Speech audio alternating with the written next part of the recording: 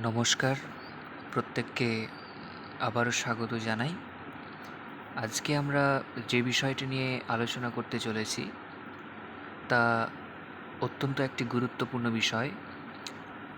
আমরা যারা উচ্চ মাধ্যমিক পরীক্ষায় উত্তীর্ণ হয়েছি তাদের মধ্যে অনেকেরই সংশয় রয়েছে যে আমরা কলেজের ভর্তি প্রক্রিয়ায় যে 4 বছরের আন্ডার গ্র্যাজুয়েট প্রোগ্রামকে সিলেক্ট করেছি, এই প্রোগ্রাম এর স্ট্রাকচার অর্থাৎ পরিকাঠামো ঠিক কেমন হবে, কিভাবে আমরা এই পুরো সামগ্রিক প্রোগ্রামকে শুরু থেকে শেষ পর্যন্ত কমপ্লিট করব, এই সমস্ত বিষয়ের যাবতীয় আলোচনা এই অংশে করা হবে।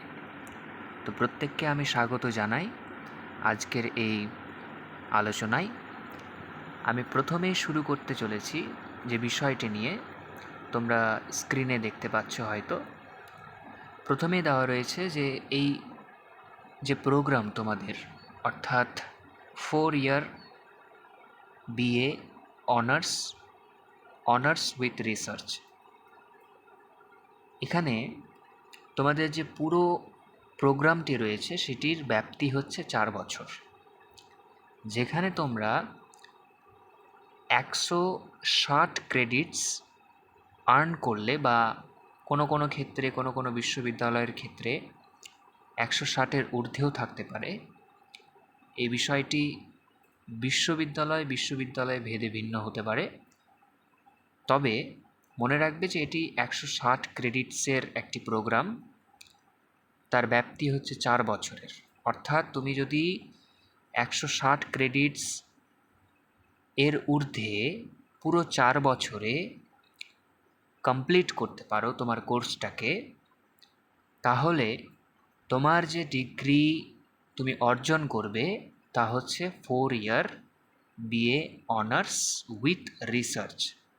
এবার তুমি কোনো একটি নির্দিষ্ট বিষয়ে তুমি যদি কোর্সটি সম্পন্ন করো, তাহলে সে কোর্সটি অবশ্যই in English, in Sanskrit, in Bengali এভাবে হতে পারে।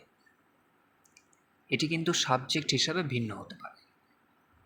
কিন্তু একটি বিষয় নজরে অবশ্যই আমি আনার চেষ্টা করব যে এই প্রোগ্রাম কিন্তু নতুন এডুকেশন পলিসি, অর্থাৎ নতুন যে শিক্ষানীতি নিউ এডুকেশন পলিসি 2020-এর আওতায় রয়েছে।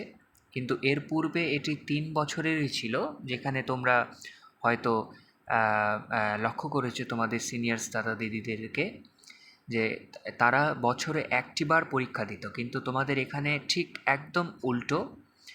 এখানে তোমাদের বছরে 2টি পরীক্ষা দিতে হবে। যেহেতু একটি বছর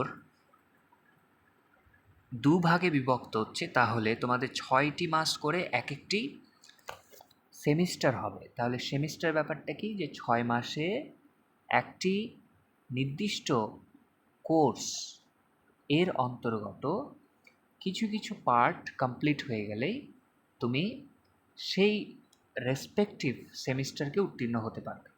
কেমন, যে প্রথম সেমিস্টার এ তোমরা যে অ্যাডমিশন হলে এই 4 ইয়ার বিএ অনার্স উইথ রিসার্চ প্রোগ্রামে, তোমরা এটি যদি এই মাসে ভর্তি হও, তাহলে এই মাস থেকে শুরু করে 6 মাসের মধ্যে তোমাদের এই প্রথম সেমিস্টারটি কমপ্লিট হয়ে যাবে। তাহলে এইভাবে তোমাদের পুরো 4 বছরে 8টি সেমিস্টার্স একদম পুরোপুরিভাবে কমপ্লিট করতে হবে। এইটুকুটা আশা করি বোঝা গেছে।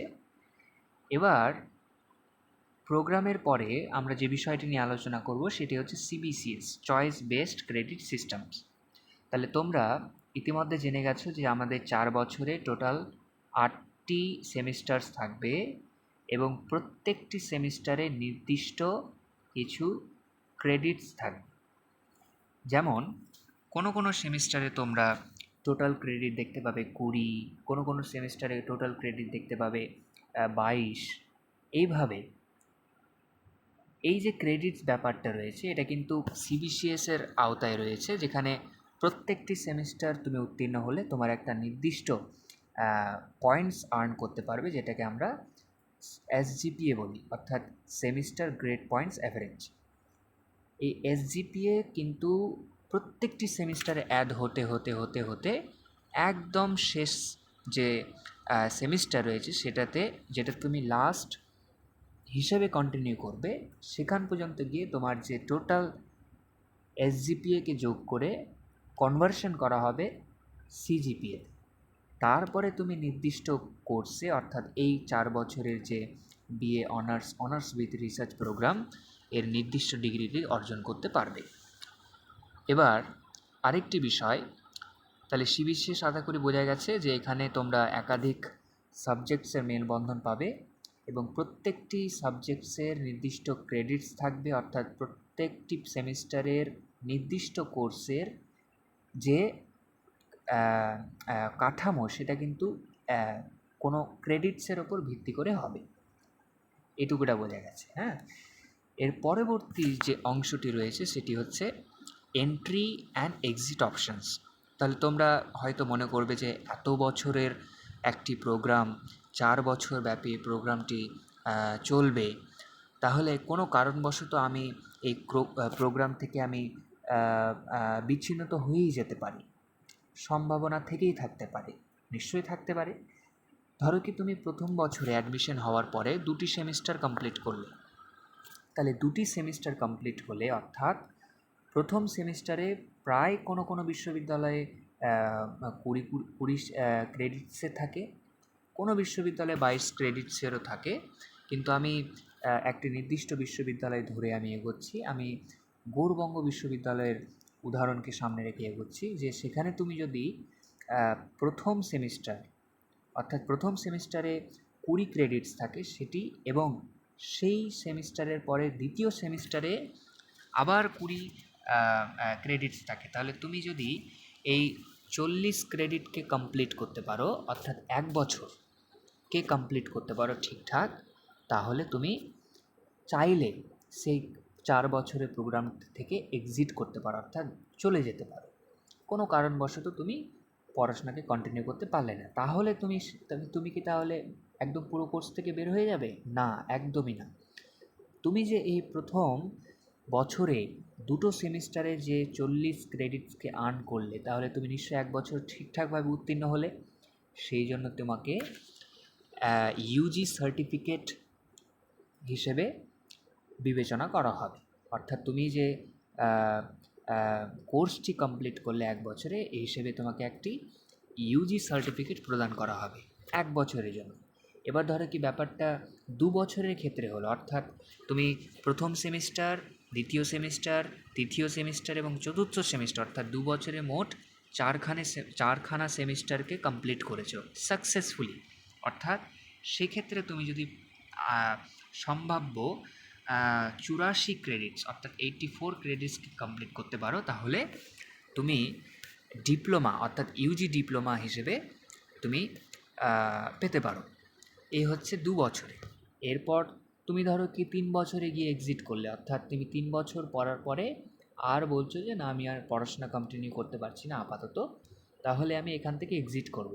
তাহলে 3 বছরে তোমাকে টোটাল 6খানা সেমিস্টারকে উত্তীর্ণ হতে হবে সফলভাবে উইথ 122 ক্রেডিটস, অর্থাৎ 122 ক্রেডিটস সহ তুমি যদি সাকসেসফুলি 3 বছরে 6খানা সেমিস্টারকে উত্তীর্ণ হতে পারো, তাহলে তোমার ক্ষেত্রে যে ইউজি ডিগ্রিটা থাকবে সেটা কিন্তু ইউজি ব্যাচেলার্স ডিগ্রি, অর্থাৎ তুমি এখানে ডিগ্রি পাচ্ছ, কিন্তু এর আগে 1 বছর কমপ্লিট হওয়ার দরুন তুমি সার্টিফিকেট হিসেবে পেতে ইউজি সার্টিফিকেট, 2 বছর হলে ইউজি ডিপ্লোমা, এবং 3 বছরে হলে সেটা কিন্তু ডিগ্রি হয়ে যাচ্ছে। এবার এখানে হচ্ছে একটি প্রশ্ন, তোমরা যারা নির্দিষ্ট সাবজেক্টে নিশ্চয়ই 4 বছরের এনরোলমেন্ট করেছো নিজেদেরকে, এই 4 বছরের পুরো কোর্সে তোমরা যে নির্দিষ্ট সাবজেক্টকে বেস্ড করে যে অ্যাডমিশন হয়েছো, সেই সাবজেক্টের উপর ভিত্তি করে তোমরা যদি এযাবৎ, অর্থাৎ 3 বছরে 6টি সেমিস্টারে যদি মিনিমাম 112 ক্রেডিটস ভালোভাবে উত্তীর্ণ হয়েছো এবং তার সাথে 7.5 সিজিপিএ অর্থাৎ লাস্ট 6টি সেমিস্টারের এসজিপিএকে কাউন্ট করে সিজিপিএতে কনভার্সন করার পরে যদি সেটি 7.5 অর্থাৎ আনুমানিক 75% যদি তোমার পার্সেন্টেজ থাকে মার্কস, তাহলে তুমি কিন্তু 3 বছরের পরেও অবশিষ্ট বছরে অর্থাৎ চতুর্থ বছরে 7th এবং 8th সেমিস্টারে এনরোলমেন্ট হতে পারবে। তাহলে সেখানে তোমার একটা এক্সট্রা বিষয় থাকবে, সেটা হচ্ছে রিসার্চ।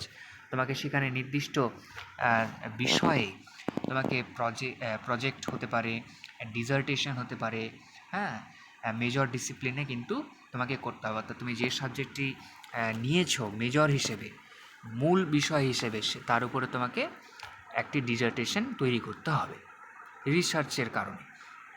তাহলে বোঝা গেছে আশা করি। তাহলে এই হচ্ছে প্রথম বছরে ইউজি সার্টিফিকেট, দ্বিতীয় বছরে ডিপ্লোমা সার্টিফিকেট ইউজি ডিপ্লোমা, তৃতীয় বছরে ব্যাচেলার্স ডিগ্রি এবং চতুর্থ বছরে bachelor's with honours and research. তাহলে তুমি এখানে পুরোটাই পেয়ে নিচ্ছ চতুর্থ বছরে এসে। তাহলে চতুর্থ বছরে তোমার সামগ্রিকভাবে যে টোটাল ক্রেডিটস হবে, তুমি যদি সাকসেসফুলি আর্ন করতে পারো তবেই কিন্তু তোমার এই ডিগ্রিটা অ্যালট করা হবে। অর্থাৎ সেই ক্রেডিটস কিন্তু হবে 162 ক্রেডিটস, অর্থাৎ 4 বছরে তোমার মোট ক্রেডিটস হবে 162 ক্রেডিটস। 162 ক্রেডিটসের তুমি কোর্সটাকে সাকসেসফুলি কমপ্লিট করলে তবেই কিন্তু তোমার কাছে UG bachelor's with honours and research এই ডিগ্রিটা নিজের ঝুলিতে এসে পড়বে। তাহলে আশা করি বোঝা গেছে যে এন্ট্রি এক্সিট ব্যাপারটা কেমন। এবার তোমাদের যে 4 বছরের যে কোর্স স্ট্রাকচার, তাহলে তেমন কি কি হতে পারে, যে কোর্স কি কি থাকতে পারে। ধরো কি তুমি প্রথম সেমিস্টারে একদম নতুন কলেজে গিয়ে উপস্থিত হয়েছো, তাহলে তোমরা অ্যাপ্লিকেশন করার সময় অর্থাৎ সেন্ট্রালাইজড অ্যাডমিশন পোর্টালে অ্যাপ্লিকেশন করার সময় তোমরা 3টে সাবজেক্ট চুজ করেছিলে হয়তো। প্রথম সাবজেক্টটি মেজর হিসাবে থাকবে, অর্থাৎ যেটাকে আমরা কোর কোর্সও বলি, সেটাই কিন্তু তোমার মূল বিষয়, হ্যাঁ। আর তার সাথে 2টো এক্সট্রা সাবজেক্ট তোমরা চুজ করেছিলে, যেটাকে ইলেকটিভ সাবজেক্টস আমরা বলি। যেটা তোমার ধরো কি তুমি সংস্কৃত সাবজেক্টকে মূল সাবজেক্ট হিসেবে নিয়েছো, তাহলে তোমার এক্সট্রা যে ইলেকটিভ সাবজেক্ট সেটা তুমি এডুকেশন নিতে পারো, ফিলোসফি থাকতে পারে, সেটা কিন্তু স্টুডেন্ট ভিত্তি করে, মানে ভ্যারি করে। এইটুকুর ব্যাপারটা একটু বোঝার চেষ্টা করো, হ্যাঁ। যে কোর সাবজেক্টস কোর্স সেটাই হবে যেটাতে তুমি মূল বিষয়কে কেন্দ্র করে পড়াশোনা করতে চাও, আর ইলেকটিভস হচ্ছে মূল বিষয়ের সঙ্গে তুমি যে এক্সট্রা 2টো সাবজেক্টকে নিয়েছিলে সেই 2টো সাবজেক্ট। এবার কোর সাবজেক্টকে কোনো কোনো বিশ্ববিদ্যালয়ে মেজর কোর বলা হয়, হ্যাঁ, কোনো কোনো বিশ্ববিদ্যালয়ে কোরই বলা হয়। আবার কোনো কোনো বিশ্ববিদ্যালয়ে ইলেকটিভসকে একাধিক নামকরণ করা হয়েছে, যেমন মাইনর, এমডিসি, মাল্টিডিসিপ্লিনারি সাবজেক্ট ইত্যাদিভাবে। তাহলে তোমাকে এই 3টে সাবজেক্ট মনে রাখতে হবে, যে একটা হচ্ছে কোর অর্থাৎ মেজর কোর্স, আর 2টো হচ্ছে ইলেকটিভ অর্থাৎ একটি হবে মাইনর এবং এমডিসি অর্থাৎ মাল্টিডিসিপ্লিনারি কোর্স। এর সঙ্গে তোমাদের এক্সট্রা আরও কতগুলো সাবজেক্ট পড়তে হবে, যেমন অ্যাবিলিটি এনহ্যান্সমেন্ট কোর্সের মধ্যে তোমরা মডার্ন ইন্ডিয়ান ল্যাঙ্গুয়েজেস যে রয়েছে, যেমন বেঙ্গলি, হ্যাঁ, থাকতে পারে হিন্দি, থাকতে পারে, এই সমস্ত ল্যাঙ্গুয়েজগুলো তোমরা এইসির মধ্যে পড়বে, অর্থাৎ অ্যাবিলিটি এনহ্যান্সমেন্ট কোর্স। এরপরে আরেকটি কোর্স পড়তে হয়, যেটা হচ্ছে এসইসি অর্থাৎ স্কিল এনহ্যান্সমেন্ট কোর্স। এটা কিন্তু মেজর কোরকে কেন্দ্র করে তৈরি হয় এই কোর্সটা। তোমরা এটা মেজরের সঙ্গে মেলবন্ধন করে পড়বে। এবং আরেকটি পার্ট রয়েছে, সেটা হচ্ছে ভ্যালিউ অ্যাডেড কোর্সেস, ভ্যাক। তাহলে এই কোর্সের মধ্যে তোমরা পাবে ধরো এনভায়রনমেন্ট পাবে, এগুলো কিন্তু কমন, হ্যাঁ, এইসি, এসিসি, ভ্যাক, হ্যাঁ, তারপর আইএপিডাব্লিউসি, যেখানে তোমরা ইন্টেনসিভ অ্যাপারেন্টিসিপ, প্রজেক্ট, কমিউনিটি আউটরিচ, এই সমস্ত ব্যাপারগুলো করবে। এগুলো কিন্তু কমন, অর্থাৎ তুমি যে সংস্কৃত বিষয় নিয়েছো মেজর হিসেবে, এবং অন্য কোনো বন্ধু বান্ধবী নিয়েছে ইংলিশ বা ইতিহাস বা ভূগোল হতে পারে, তাহলে তারাও কিন্তু এই AEC ability enhancement course, SEC skill enhancement course, তারপর ভ্যালিউ অ্যাডেড কোর্স, এগুলো কিন্তু তারাও পড়বে, হ্যাঁ। আইএপিডাব্লিউসি, এরা কিন্তু এই সমস্ত কোর্সগুলো কিন্তু তোমার অন্যান্য বন্ধু বান্ধবীরাও পড়বে। তাহলে আশা করি বোঝা গেছে যে ক্রেডিট স্ট্রাকচার বা কোর্স স্ট্রাকচারের মধ্যে কী কী কোর্স থাকতে পারে। মেজর, মাইনর বা সেটাকে আমরা বলতে পারি কোর, ইলেকটিভস বা MDC, ability enhancement course, skill enhancement course, value added course. এবার তোমরা যে রিসার্চ ওরিয়েন্টেশন যে হবে চতুর্থ বছরে, সেটা কিন্তু বারবার বলা হচ্ছে যে তোমাদের মিনিমাম ক্রেডিটস আর্ন করার পরেই কিন্তু তোমরা চতুর্থ বছরেই অর্থাৎ 7th এবং 8th সেমিস্টারে এনরোল হতে পারবে। মিনিমাম 7.5 সিজিপিএ অথবা 75%। এরপরে যে একটি বিষয়, এটা তোমরা অবগত অলরেডি আছো, যে এবিসি অ্যাকাউন্ট করতে হয়, যে একাডেমিক ব্যাংক অফ ক্রেডিটস। এই বিষয়টা কি, যে তোমরা অ্যাপ্লিকেশন করার সময় হয়তো করেছিলে যে আধার কার্ডের সঙ্গে তোমাদের লিঙ্ক করে একটি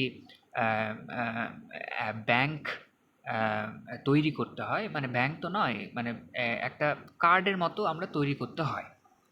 সেটার মধ্যে কিন্তু আমাদের পুরো কোর্সের যতগুলো আমরা পার সেমিস্টার পার ইয়ার ক্রেডিট আর্ন করছি, সেই ক্রেডিট আর্নিং যতগুলো করা হবে তার একটি ডিজিটাল রেপোজিটরি, অর্থাৎ মানে ডিজিটালি সেটাকে সংরক্ষণ করা হবে এই এবিসি আইডির মাধ্যমে।